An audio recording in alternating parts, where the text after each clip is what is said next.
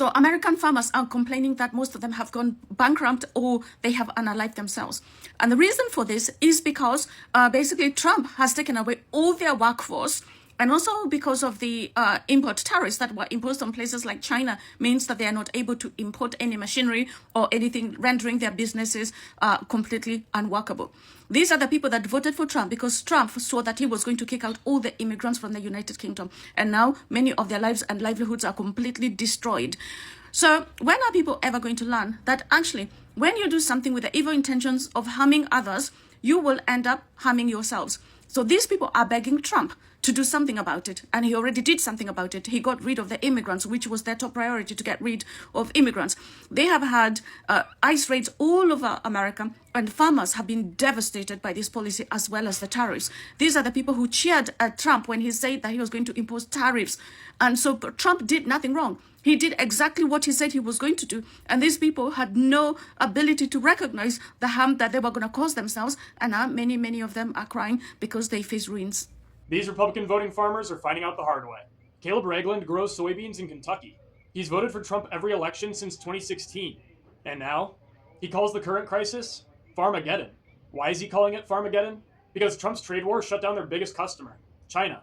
Soybeans used to be a $25 billion export. Now they're sitting in bins unsold while Brazil cashes in. And Caleb's not alone. Eric Yukin, a 7th-generation farmer in Iowa, with 750 acres of corn and 600 of soybeans, also voted for Trump in 2024. I didn't anticipate it being as bad as it is, he says.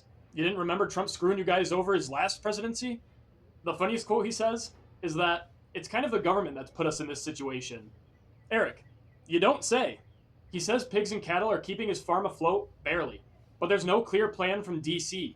Just a maybe later bill that won't help until next year. This year's crop is rotting. We don't know what's happening day to day, Yukin says. Man, what a great guy to vote for. Someone that you have no idea what he'll screw up next. The last time we had bailouts was to buy future votes. Now, it doesn't matter anymore, he says. Ding, ding, ding. We got a winner, Eric. Trump's not coming to save you. He got what he wanted. Power, attention, money, and chaos. While you got tariffs, bankruptcy, and empty silos. And now that the votes are in and the markets are gone, he's moving on. While you're still out in the field waiting for a harvest that has nowhere to go. I hope you like soybeans, because there's going to be plenty of leftovers for you to eat. Farmers, I think everybody just have to come to the front seat. All the farmers, come to the front seat.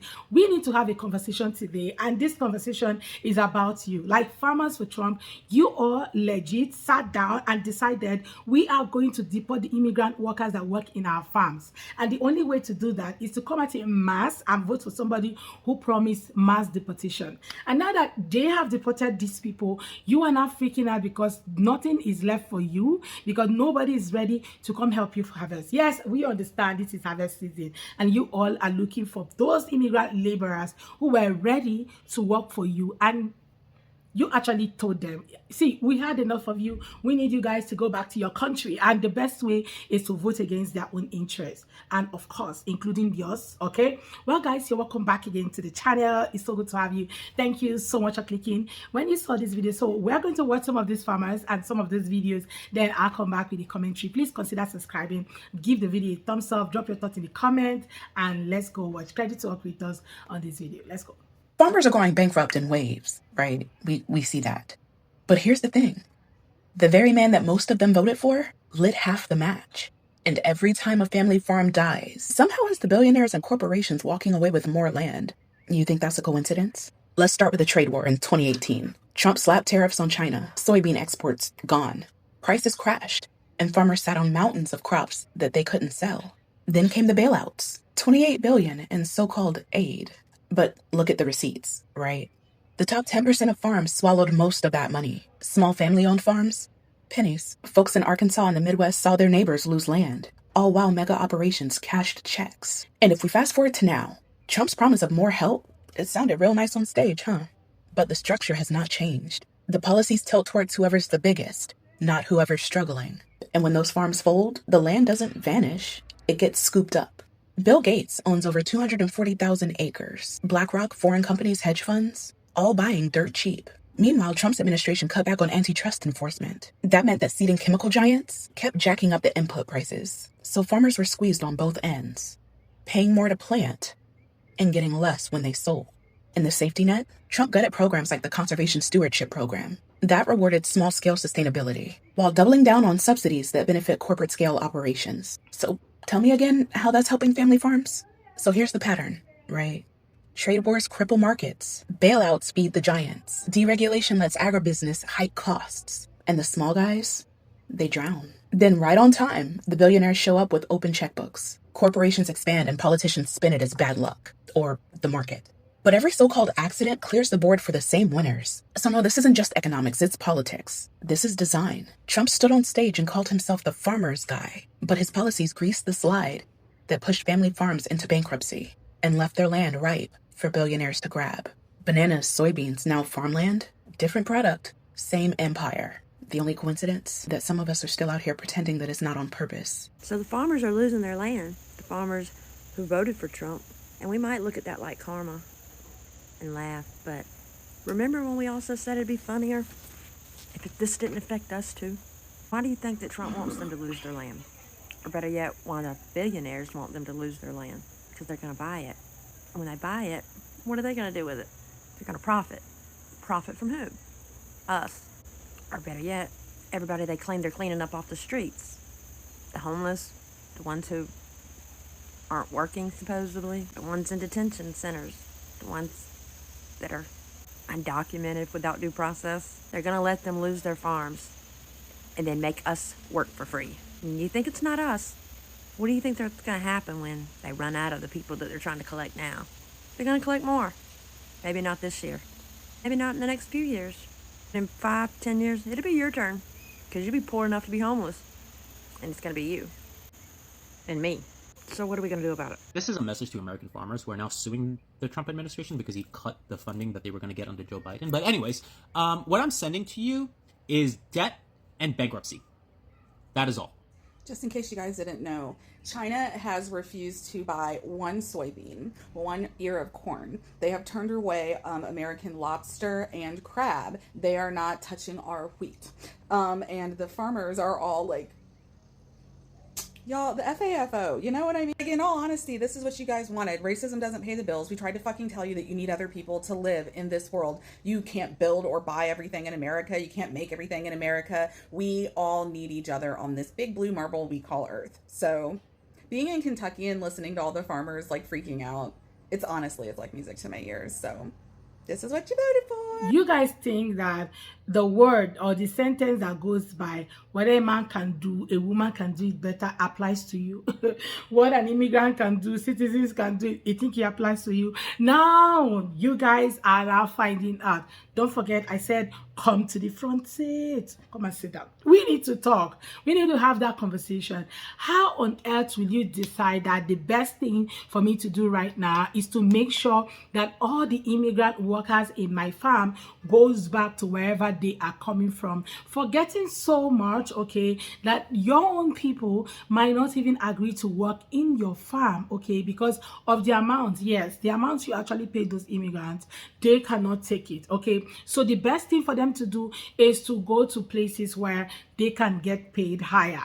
And now, even when you decide to increase the labor to whatever the minimum wage is, they will still not come. Or even when they come, you will still lose money because these guys are ready to work for maybe $30 per hour, $25 per hour, and all of a sudden, okay, when they come to work, they might not even do half of the job that these immigrant workers were doing for you, and every one of you is crying out, oh, we need them back, we need them back. Like, you need back the people that you legit said we don't want anymore. Like, you said it, yes.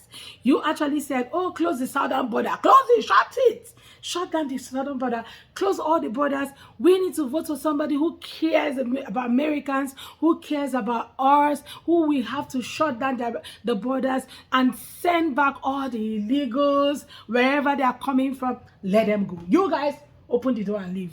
And now you voted against your own interest, not knowing, okay? Well, I think you knew. I think you don't know it was going to affect you. That's why you are crying out.